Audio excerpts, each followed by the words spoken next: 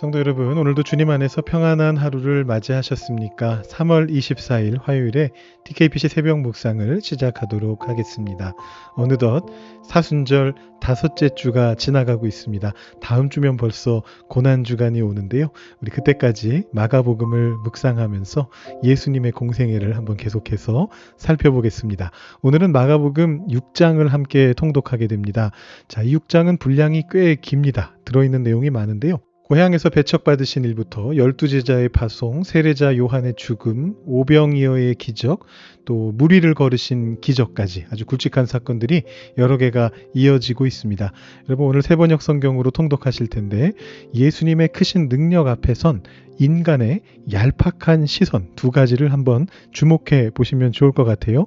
먼저 3절에 나오는 고향 사람들의 시선입니다. 예수님께서 고향 나사렛에서 지혜의 말씀을 전하실 때 사람들이 놀라면서도 이렇게 말을 합니다. 이 사람은 마리아의 아들 목수가 아닌가? 자, 그것을 개역개정은 사람들이 예수를 배척했다 이렇게 이제 번역을 했고요. 새 번역은 그걸 좀 더 섬세하게 번역합니다. 그들이 예수를 달갑지 않게 여겼다 이렇게 이야기합니다. 그러니까 예수님을 완전히 몰아내듯이 싫어했다 이런 게 아니고요.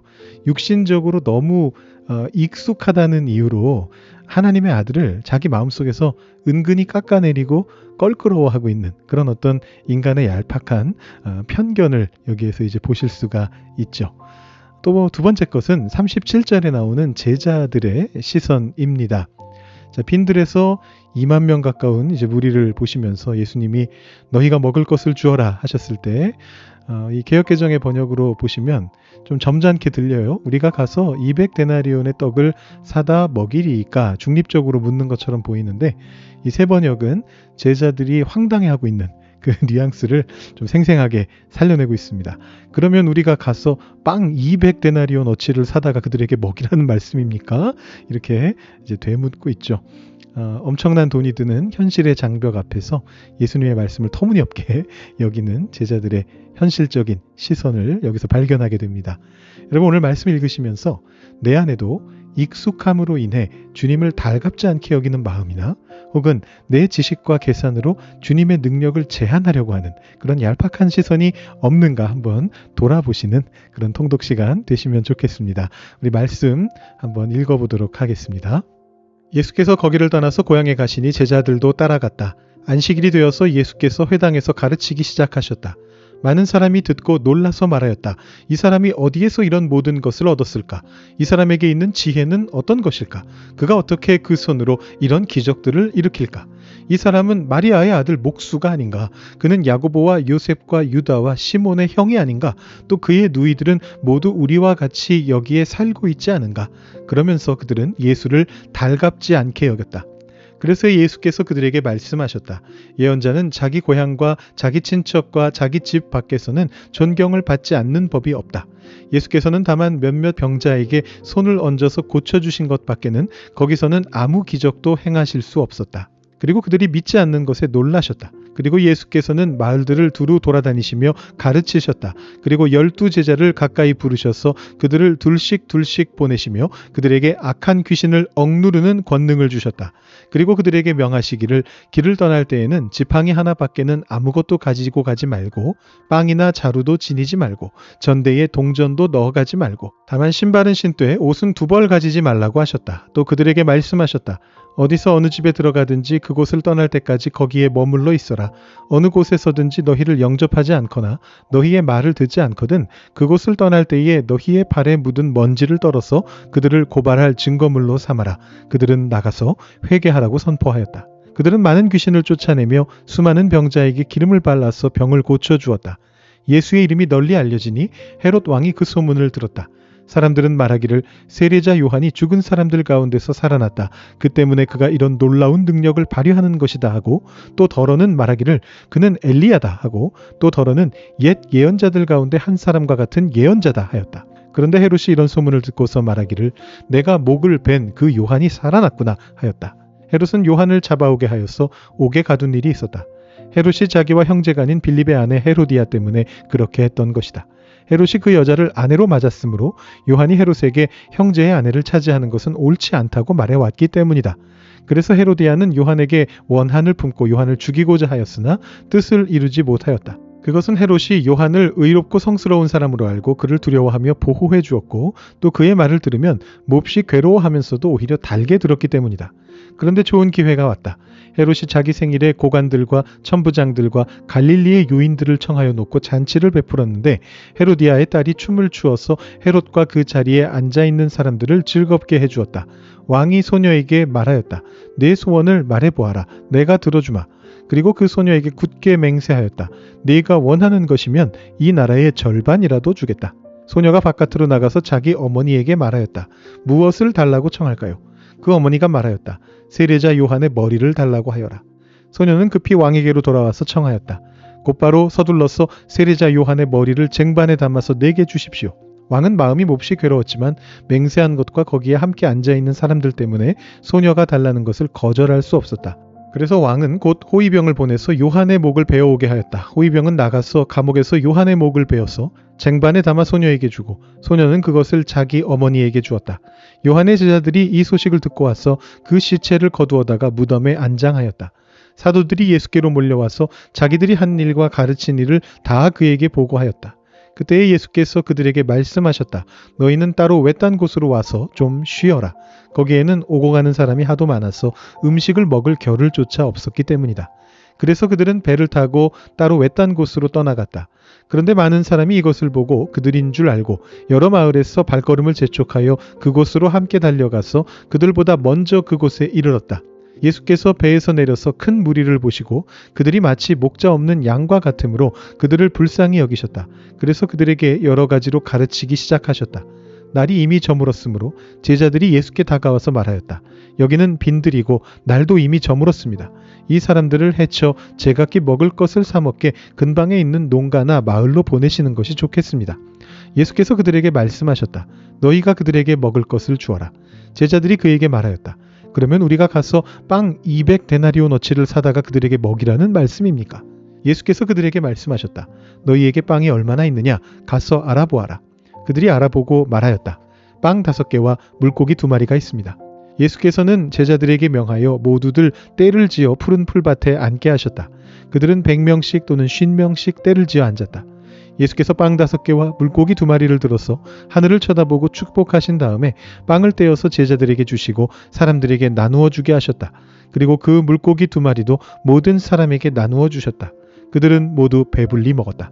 빵 부스러기와 물고기 남은 것을 주워 모으니 12광주리에 가득 찼다. 빵을 먹은 사람은 남자 어른만도 5,000명이었다.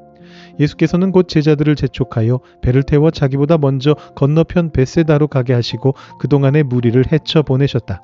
그들과 헤어지신 뒤에 예수께서는 기도하시려고 산에 올라가셨다. 날이 저물었을 때에 제자들이 탄 배는 바다 한가운데 있었고 예수께서는 홀로 무태에 계셨다. 그런데 예수께서는 그들이 노를 젓느라고 몹시 애쓰는 것을 보셨다. 바람이 거슬러서 불어왔기 때문이다. 이른 새벽에 예수께서 바다 위를 걸어서 그들에게로 가시다가 그들을 지나쳐 가려고 하셨다. 제자들은 예수께서 바다 위로 걸어오시는 것을 보고 유령으로 생각하고 소리쳤다. 그를 보고 모두 놀랐기 때문이다. 그러나 예수께서 곧 그들에게 말씀하셨다. 안심하여라. 나다. 두려워하지 말아라. 그리고 예수께서 그들이 탄 배에 오르시니 바람이 그쳤다. 그래서 제자들은 몹시 놀랐다. 그들은 빵을 먹이신 기적을 깨닫지 못하고 마음이 무뎌져 있었다. 그들은 바다를 건너가서 게네사렛 땅에 이르러 닻을 내렸다. 그들이 배에서 내리니 사람들이 곧 예수를 알아보고 그 온 지방을 뛰어다니면서 예수가 어디에 계시든지 병자들을 침상에 눕혀서 그곳으로 데리고 오기 시작하였다. 예수께서 마을이든 도시이든 농촌이든 어디에 들어가시든지 사람들이 병자들을 장터거리에 데려다 놓고 예수께 그 옷술만이라도 손을 대게 해달라고 간청하였다. 그리고 손을 댄 사람은 모두 병이 나았다. 아멘.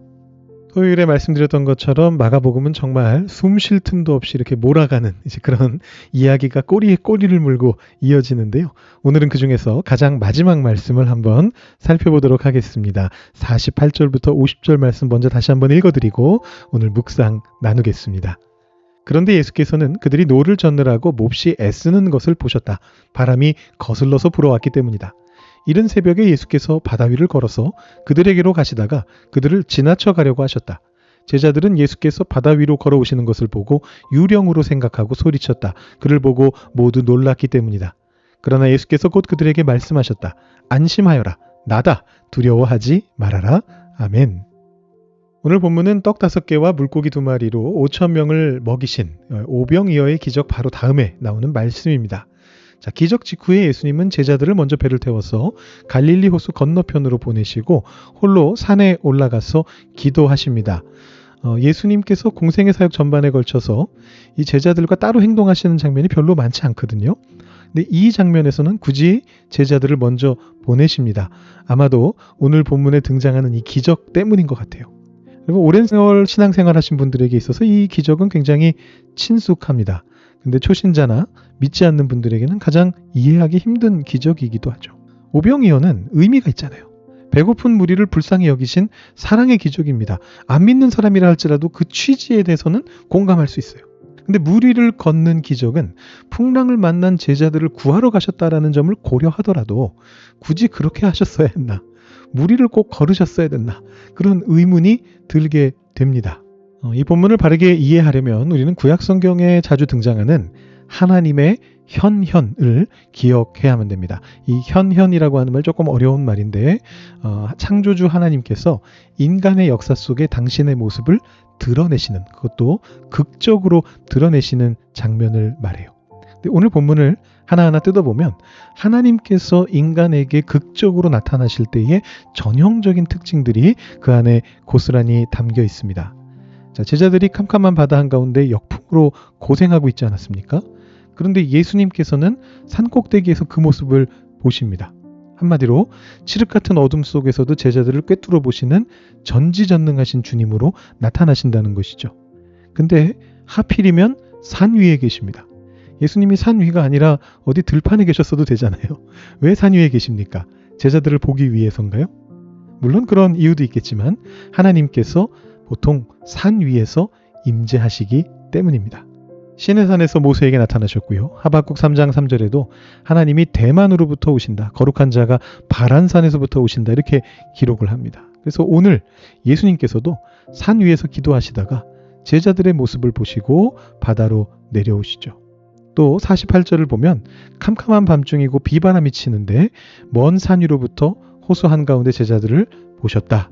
전지전능하신 예수님의 모습을 보여주고 있습니다. 자, 오늘 말씀에서 가장 결정적인 난해 구절이 하나 있는데요.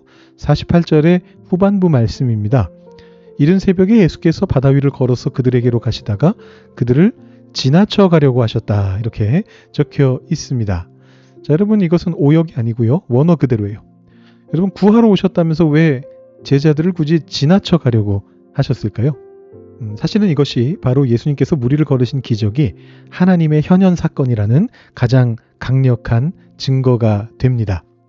여러분 출애굽기 혹시 기억나시나요? 모세가 하나님의 영광을 보여주십시오 라고 그렇게 말씀을 했어요. 출애굽기 33장인데요.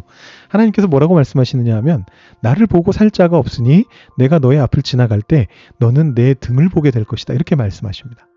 하나님이 인간의 앞을 지나가신다라는 것은 하나님의 영광을 드러내시는 그런 방식이에요.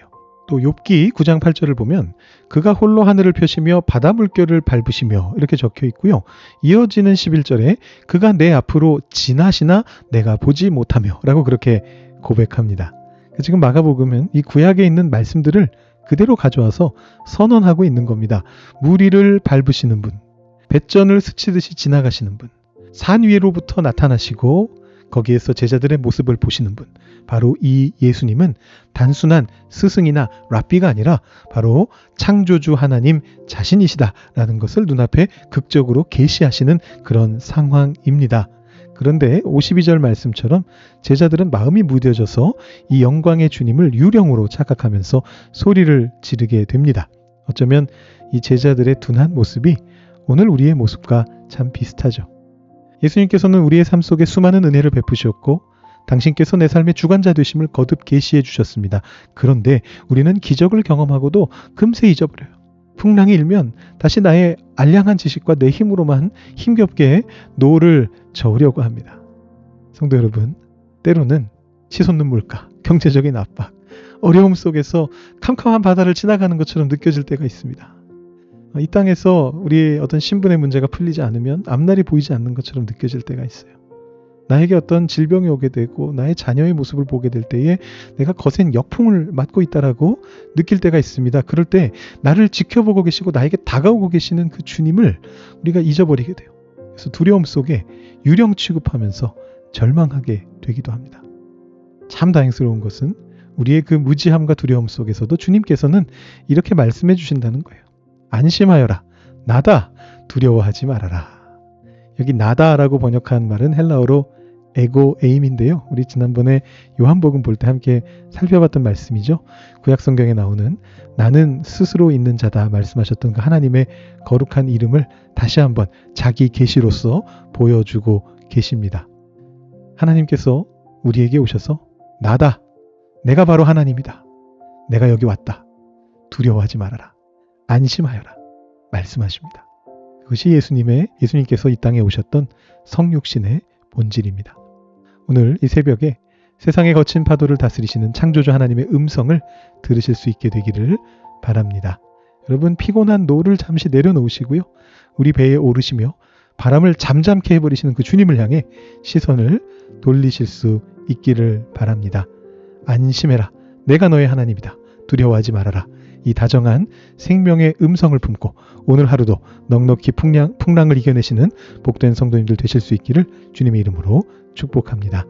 우리 함께 기도하실 텐데 어제에 이어서 오늘은 우리 교회에서 중요한 역할을 담당하고 계시는 시무권사회를 위한 기도를 드리도록 하겠습니다. 제가 앞에 우리 시무권사님들 이름을 하나하나 적어두었습니다. 여러분들께서 우리 시무권사회를 위해서도 기도해 주시고 한 분 한 분의 권사님을 위해서도 함께 기도해 주시면 너무나 좋겠습니다. 지금 우리 교회에서 아주 중추적인 역할들을 많이 감당하고 계십니다. 이름을 불러가면서 위에서 기도하시고 우리 교회를 위해서 기도해 주신 후에 여러분들 기도를 하시고 우리 새벽 시간 마치시기 바랍니다. 기도하겠습니다.